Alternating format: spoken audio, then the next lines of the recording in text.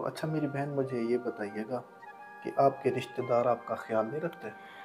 रिश्तेदार बातें बनाने को तो होते हैं, लेकिन जब मदद की बारी आती है तो फिर सभी हाथ उठा लेते हैं। मैं क्योंकि सफ़ेद पोश हूँ, मैं खुददार हूँ, हम्म, मैं किसी का एहसान नहीं लेना चाहती। मैं आज मजबूरन इसलिए आई हूँ कैमरे में जी। कि बस रिश्तेदारों से बेहतर दूसरे लोग होते हैं। उनको नहीं पता मैं कौन हूँ। रिश्तेदार एक दफ़ा देख के फिर पूरी ज़िंदगी का जिताते हैं। मैं जी। शुक्रिया अदा करना चाहूँगी और उन लोगों का भी कि जो इस मुहिम में है, मतलब जो बेरोज़गारों की और हम जैसे मजबूर लोगों की मदद करते हैं, उन सबका शुक्रिया अदा करती अस्सलाम वालेकुम नाजरीन, आपका मेज़बान दिलशाद हुसैन आपकी खिदमत में हाज़िर है और आप देख रहे हैं दिलशाद अली टीवी। नाजरीन, इस टाइम एक गरीब फैमिली के घर में मैं मौजूद हूँ और मेरे साथ एक कम उम्र की बहन साहिबा बैठी हुई हैं और ये एक स्कूल में टीचिंग करती थी और वहाँ पर जो है इनके साथ कुछ नामुनासिब मामला पेश हुआ है और जिनकी वजह से इन्होंने स्कूल वाली जो जॉब थी वो छोड़ दी है। अब ये घरों में बच्चों को पढ़ाती हैं और इनके जो घर के हालात हैं बहुत ज़्यादा इस टाइम ख़राब हैं और बहुत ज़्यादा ये परेशान हैं और मजबूरी की वजह से ये मुझसे जो है ये वीडियो बनवा रही हैं। तो अभी मैं इनकी जानिब बढ़ता हूँ, इनसे पूछता हूँ कि क्या ऐसी इनकी मजबूरी है, क्या ऐसी इनकी परेशानी है। अस्सलाम वालेकुम। हूँ। वालेकुम अस्सलाम। मेरी बहन, आपका नाम क्या है? सदफ नाम है मेरा। सदफ बाजी, आपकी उम्र कितनी है? मेरी एज 22 साल है। 22 साल है।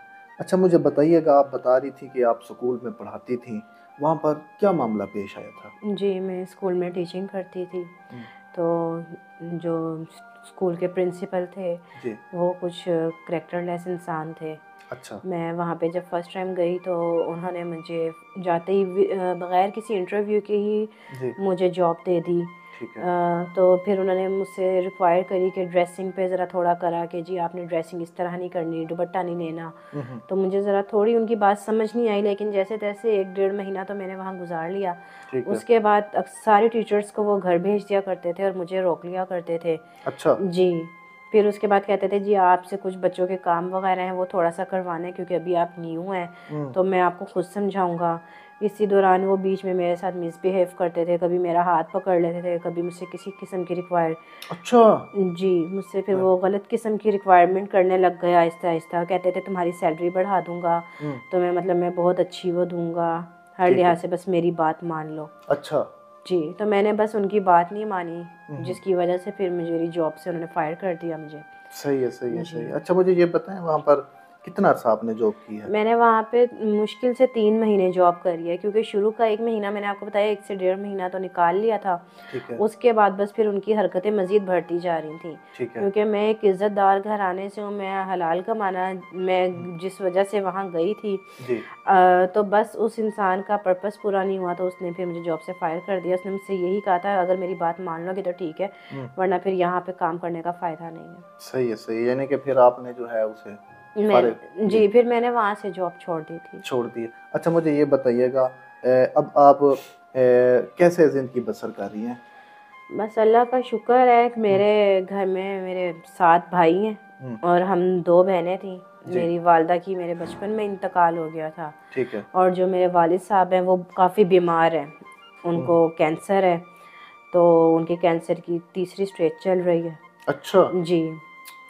तो भाइयों ने सब शादीशुदा हैं, अपने अपने घर के हैं, पूछते नहीं हैं। वो बस अच्छा। यही कहते हैं जी कि बीमारी ऐसी है, इसका क्या फ़ायदा इलाज करवाने का, उनके जैसे ज़िंदगी के दिन है उन्हें गुजारने दो। लेकिन मैं, क्योंकि मैं मुझसे नहीं होता, हम्म। उनकी दवाई पानी उनका सब खर्चा करना पड़ता है। सही है। अच्छा मेरी बहन, अब्बू की दवाई के लिए कितने को खर्चे की आपको ज़रूरत पड़ती है? आपको पता है कैंसर कितना महंगा मर्ज़ है, इसका हम्म, इलाज इस तरह ही आसान नहीं हो जाता। अच्छे से अच्छे अमीर लोगों के घर के बर्तन तक बिक जाते हैं, आपको पता है कि सही है, सही है। इसके अखराजात कम नहीं। तो इस बस बहुत मुश्किल है कि मैं उनका इलाज भी करवा पाऊँ, हम्म। लेकिन मैं एक बेटी होने के उससे मैं उनको इस हाल में नहीं छोड़ सकती। सही है, सही है। तो अच्छा मेरी बहन मुझे ये बताइएगा, आप बता रही थी, ठीक है, कि मैं स्टोरी करवाना चाहती हूँ, हेल्प की ज़रूरत है। क्या ऐसी हेल्प की ज़रूरत है? क्या आपकी मैं मदद करवा सकता हूँ? बस यही है, क्योंकि मेरी जॉब ख़त्म हो गई, मैं जी। और हम किराए के घर में रहते हैं। जी। तो पापा की जितनी भी बीमारी का खर्चा है, हम्म। घर का किराया है, 2 महीने से मेरे सर पे चढ़ा हुआ है। जी।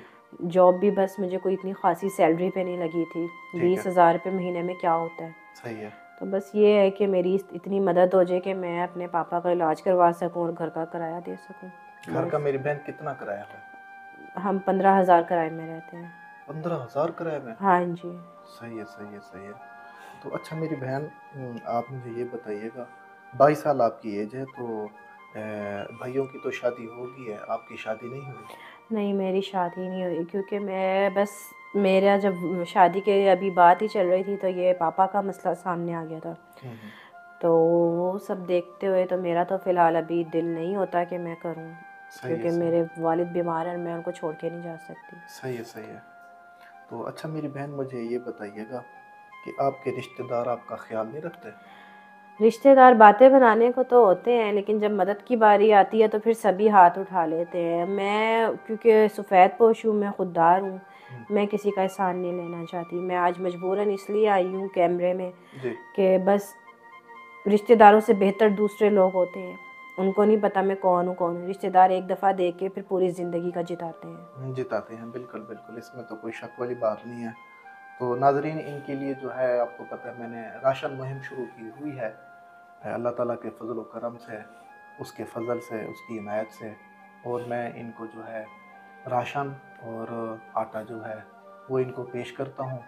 तो इंशाल्लाह मुझसे तो इतना हो सकता है, बाकी इंशाल्लाह अगर आप लोगों की तरफ से, अगर आप लोग इनकी मज़ीद हेल्प करना चाहें, इनके वालिद साहब के इलाज के लिए या इनके यानी कि घर के किराए के लिए, बिजली के बिल के लिए, तो आप कर सकते हैं। Note problem, note issue. तो मैं अभी इनको राशन पेश करता हूँ।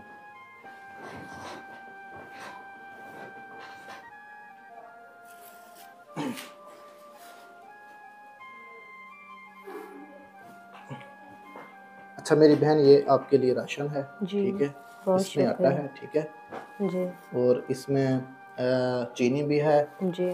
घी भी है, और भी चीज़ें हैं।